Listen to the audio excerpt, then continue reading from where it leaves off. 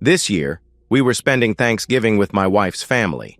For the last 18 years, it was always at our house, but now that the boys were gone, things changed. Josh went to Alabama, and Jordan picked Auburn. I think that they did that on purpose just so that there would always be an ongoing family conflict. It was sort of traditional and always good fun. I worked as an insurance claims adjuster for the last 15 years, and I absolutely hated it. I always wanted to do something outdoors and of a manual nature. I didn't know exactly what I wanted to do, but I knew I didn't want to work behind a desk anymore. My family situation made me a slave to my job. Connie had never worked. Over the last few years, the boys have been super active in sports and other activities. I became the involved parent, and Connie was more laid back but supportive. As I spend more time with the boys, she spends more time with her parents. Connie's parents were in their late 60s. They were still in good health but starting to feel the stress of aging. Every couple of years, they would spend Thanksgiving at our place, but we had never gone to theirs. It was anticipated to be a very low-key, laid-back weekend. The weather was fine, so the 2-hour drive went pretty well. Connie's dad and I enjoyed getting caught up while Connie and her mom got busy getting ready for the next day's meal. It was just the 4 of us, and everything went quite well. The food was delicious, and the company was pleasant. Frank, Connie's dad, and I were looking forward to a long afternoon of football and cold beer. Connie's mom just wanted to be left alone with her new Patterson novel. "John, if it's okay with you, I am going to go spend the afternoon with Harriet Miller from high school. I haven't seen her for over 10 years. Are you and Dad going to be okay?"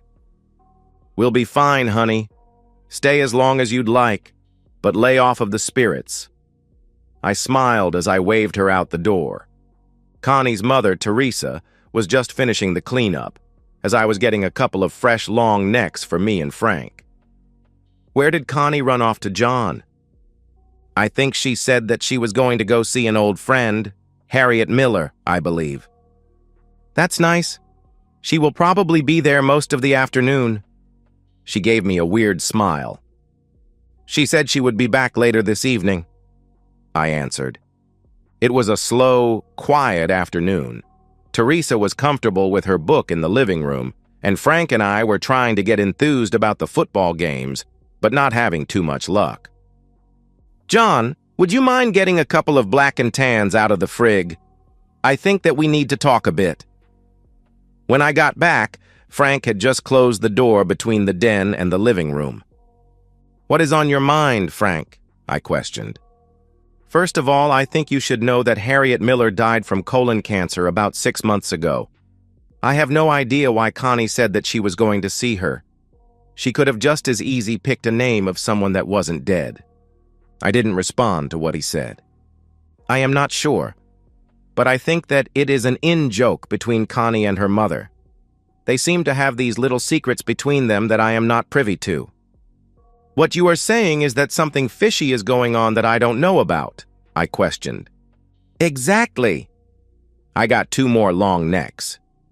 "It has been going on for the last 5 years or so. That is why Connie has been coming to see us so often." "What exactly are you trying to say?" "I am a bit confused," I asked. "When Connie comes to visit us lately, she hasn't been staying here. I don't know where she goes, but I have been very specifically told to keep my nose out of it." "You are saying that Connie is doing something that she should not be doing, and her mother is helping her do it?" I questioned. "I knew that you were a smart fellow," he answered. I finished my beer, and we both started faking interest in the ball game. We didn't talk about it anymore. As time went on, Frank started nodding off, and I caught myself thinking about what my wife was really up to.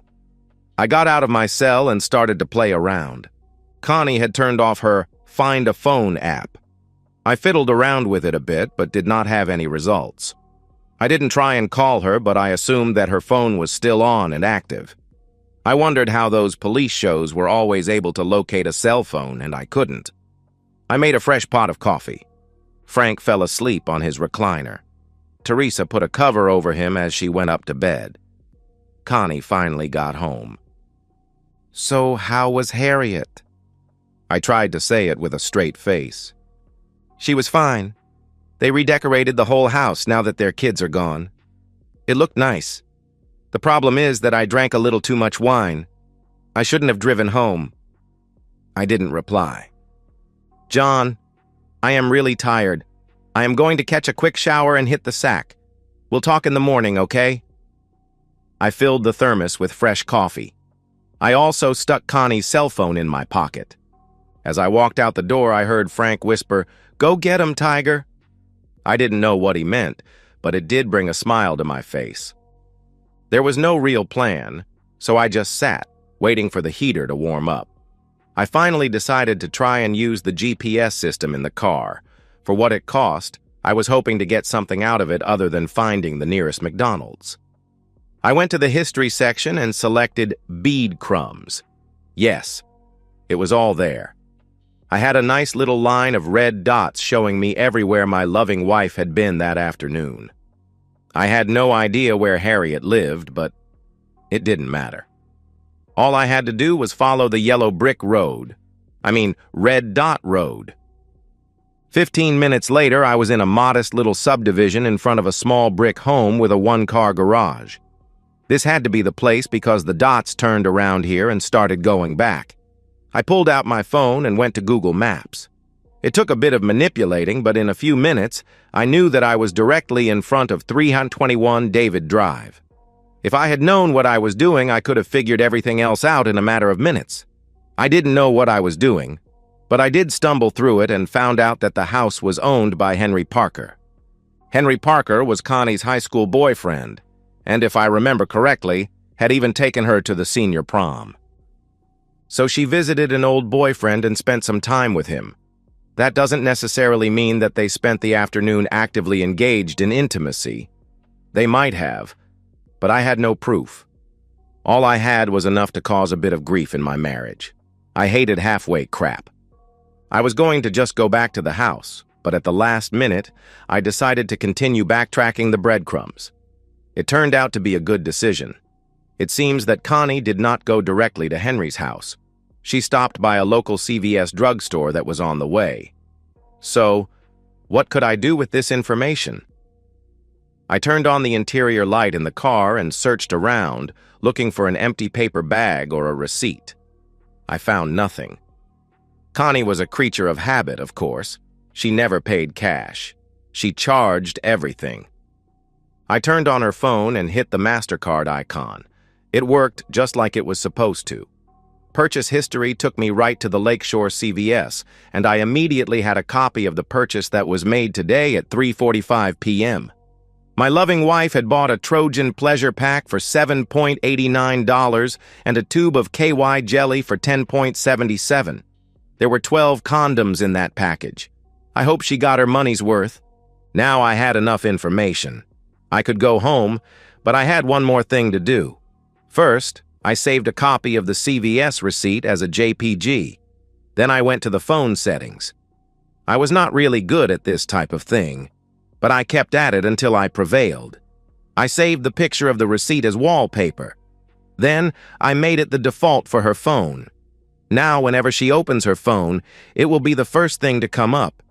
I am sure she will have no trouble getting rid of it, but not before she realizes that I am fully aware of what she did.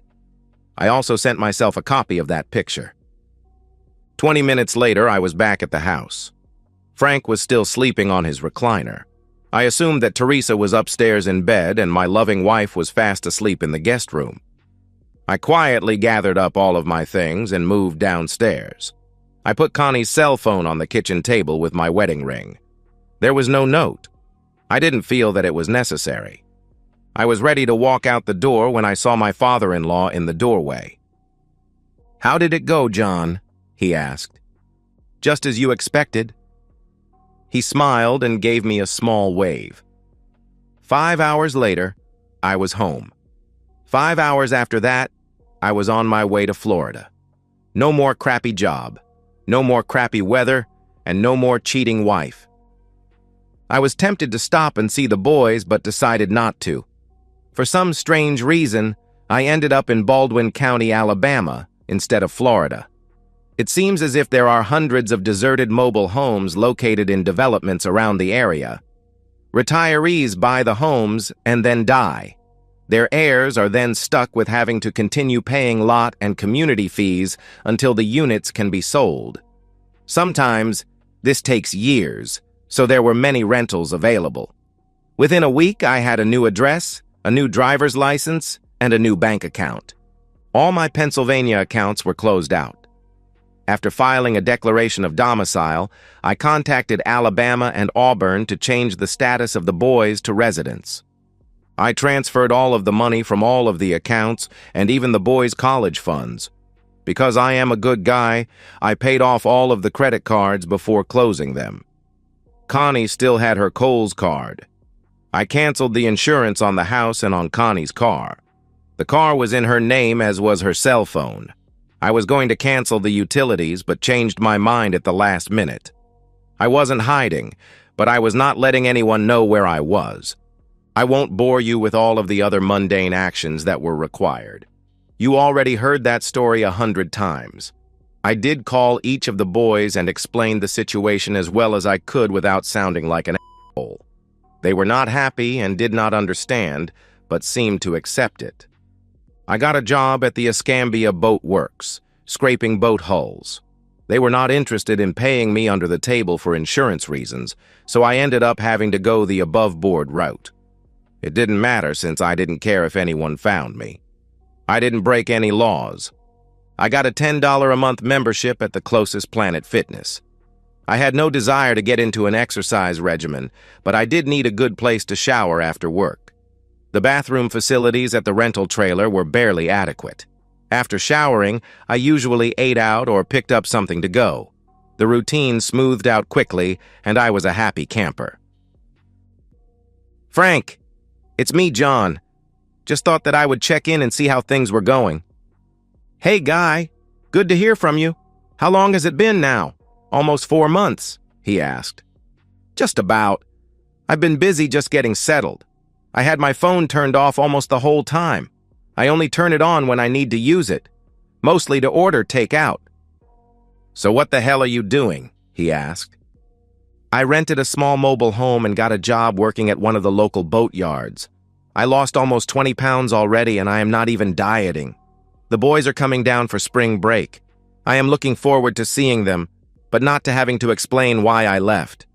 We'll see how it goes. Well, I am glad to hear things are going well for you. Everything went to hell here. Did your wife contact you? He questioned. Frank, I have not heard a word. Not one message popped up on my phone. I was actually expecting to be inundated with stupid calls, but I did not get one. The only messages I got were spam calls. What the hell is going on? I could hear Frank laughing on the other end. John, you would not believe it. Connie and her mother actually celebrated for a whole week after you left.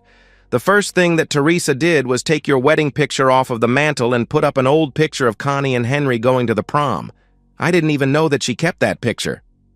Well, I expected some kind of fallout, but not that. I guess everyone is happy now? I asked. Well, not really. The chickens did come home to roost, so to say, when Connie returned back home.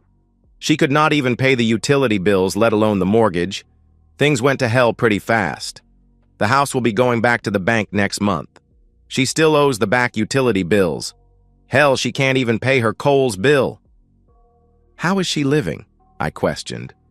She was going to move in with us, but at the last minute she decided to move in with Henry. I was relieved at that. She is angry that you closed out all of the bank accounts, but not enough to contact you about it. Henry seems more than willing to support her. Frank and I chatted for a few more minutes. I promised to call again after the boys went back to school. I had mixed emotions about the whole thing. On the one hand, I was happy that I got away clean, but on the other hand, I was a bit upset that there was absolutely no remorse. I guess I didn't do it right. The boys stayed for a week, but to be honest, they spent most of the time in Gulf Shores or Panama City Beach. They refused to get into any discussion about the marriage. They said that Connie called each of them one time, said that I left, and gave no further explanation. They didn't hear from her again. They were happy to hear that I would still be able to take care of their tuition. I told them to get Alabama driver's licenses and use my address. I had no social life. I did not go to bars. All the waitresses at the restaurants I frequented were either too young, too old, or too desperate. I did start working out a bit at the fitness center, just because I was bored and looking for something to do. It was nothing as you read about in the erotic stories, however. Of course, there was not much going on where I lived either. I think 90% of my neighbors were on Social Security. I became addicted to YouTube videos. 2 years passed. Nobody ever knocks on my door, especially on Sunday morning. I finally decided I had to find out who it was, just to shut them up. It was Frank. "Damn, Frank, how the hell did you find me?" I asked. "I stopped on the way down and saw Jordan. He gave me directions. I couldn't find Josh. You got a cold beer for a weary traveler?" "It's 6 in the morning. Wouldn't you rather have coffee?" I asked. "Got some?" he answered. I did have enough stuff on hand to throw together a pretty good breakfast. One of my many vices. We chatted and ate for a while until I asked the big question. "What the hell are you doing here?" I got in a little trouble and felt that it was time to leave the Keystone State. I didn't respond. Henry leaned back a bit in his chair and tried to get comfortable. Connie and Henry got married Saturday morning. I didn't even know that I was divorced. That's interesting. But it doesn't seem like a reason to leave. While everybody was at the church, I went over and burned down Henry's house. Now that seems very interesting. "How did that go over?" I asked. "I don't know. I didn't see them after that," he replied. "Well, since you are here, I guess they will just have to move in with Teresa now?" "Not likely," I gave him an inquisitive look. "I burned down my own house just before I left," Frank answered. And then another surprise. Josh and Jordan showed up. "What did I do to deserve this visit?" Frank and I helped them bring their bags in. "Actually, we were trying to figure out where Grandpop disappeared to. This was my best guess. Josh figured that he would go to Mexico." "I take it that you both went to the wedding?" I asked. "Yeah, it was a blast. Not what we expected by a long shot." Jordan looked like he was trying to keep from laughing. Frank nudged me with his elbow. "John, I think your boys are playing us." I got 4 long necks out of the fridge. "So, how do you like your new stepdad?" That got both of them snickering. "What the hell is so funny?" I asked. "They never married, Dad. In the middle of the ceremony, somebody piped up and said that Henry's house was on fire. Everything stopped as he rushed out to see what was going on. By the time things settled down, we found out that Grandmom and Grandpop's house was also on fire. Mom kept trying to get Henry to finish the ceremony, but he finally got angry, yelled that the wedding was off, and stormed out. We had no place to stay, so we drove right down here." "So they never got married?" I asked. "Nope." Josh and Jordan stayed a few days and then went back to school. A few people showed up making inquiries about Frank, but I was able to misdirect them to Ocala. After a few weeks, they stopped coming around. Frank got a job with Home Depot, and life got a whole lot more interesting. He was a bit more gregarious than I was, so in a short period of time, I actually started to get a social life of such. All of a sudden, we were going to cookout, barbecues, and birthday parties. We even got invited to a funeral and a couple of weddings. That is where I met Argie Sue Baker. Argie was a divorcee who worked in the garden department at Home Depot with Frank. After running into her several times at different events, we sort of became a couple. One thing led to another, and 6 months late, she moved into the trailer with me after Frank moved out. He found a rich widow who owned a condo in Orange Beach. Argie and I didn't get married, but we did buy the trailer together. She talked me into quitting the marina job, and now we are both working at Home Depot. Ain't love great? And so, we've reached the end of today's story. Was it what you expected, or did it take a twist you didn't see coming? I'm curious to hear your thoughts. Share them in the comments below, and let's get a conversation going. If this story kept you hooked, make sure to hit that like button. And if you're new here or just haven't subscribed yet, now's the perfect time to join our community. I bring you fresh, captivating stories every day, so click that subscribe button and turn on notifications so you never miss out. Thanks for watching, and I'll see you in the next one.